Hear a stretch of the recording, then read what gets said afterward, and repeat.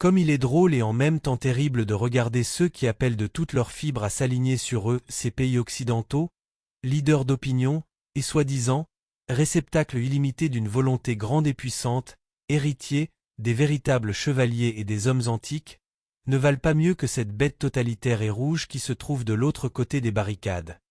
Eux, féroces et courageux en parole, ont peur en fait de prendre une décision vraiment audacieuse. Leur esprit calculateur les mènera sans aucun doute à la faillite. Le régime totalitaire est bas et vicieux, il n'y a pas de vérité à l'Est. Mais y en a-t-il à l'Ouest? Qui est-il préférable de suivre aujourd'hui sur le chemin de la vie, un barbare fou et stupide ou un fanfaron pompeux et lâche? Chacun de ces deux choix est à sa manière destructeur. Les idéaux occidentaux sont tombés à nos yeux, il n'y a pas de vérité en eux, pas plus que dans les idéaux de l'Est.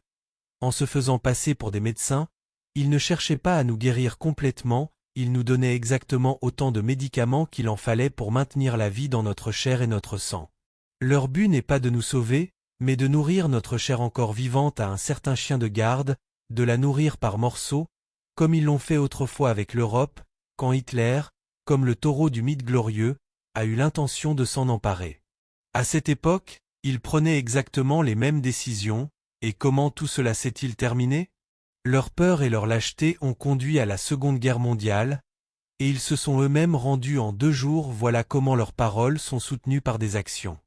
Ils parlaient avec des mots pompeux, mais n'ont pas fait de simples actions, tout cela conduit au bruit des canons et des armes. Vous pensiez qu'il n'y avait pas lieu de se dépêcher, mais le temps n'attendait pas.